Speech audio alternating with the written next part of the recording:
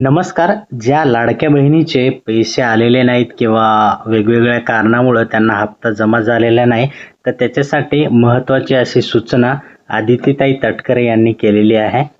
तर त्यांनी जे ट्विट केलेलं आहे, 1 तासा अगोदर हे ट्विट केलेलं आहे. यामध्ये मुख्यमंत्री माझी लाडकी बहीण योजनेतून कोणाचाही अर्ज बाद करण्यात आलेला नाही. या योजनेच्या पात्रता निकषापैकी वयाचे, उत्पन्नाचे निकष पूर्ण न करणाऱ्या अर्जदाराची माहिती संबंधित विभागाकडून आता प्राप्त झाली आहे.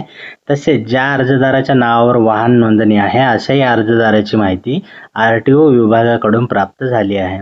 काही अर्जदार शासनाच्या इतर योजनांचे लाभार्थी असल्याची बाब संबंधित विभागाकडून निदर्शनास आली आहे. तसेच काही अर्जदारांनी विहित कालावधीत eKYC न केल्याने त्याचा लाभ स्थगित झाला आहे. तर ही वेगवेगळी कारणं होती.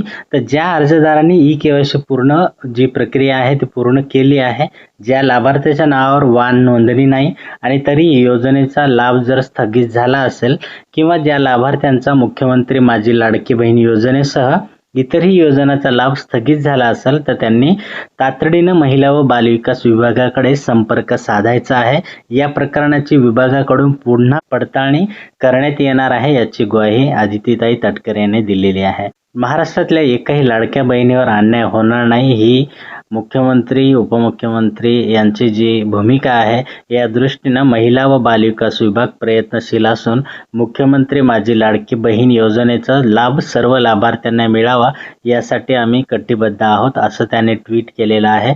तर तुमचं कोणत्या कारणाने जर अर्ज बाद झाला असेल, तुम्हाला लाभ मिळत नसेल तर तुम्ही एकदा तुमचं अकाउंट लॉग इन करून चेक करावं. तिथं काही तुम्हाला क्लॅरिफिकेशन मिळत असेल तर ठीक आहे, नाहीतर महिला व बालविकास विभागाकडे तुम्हाला संपर्क साधायचा आहे.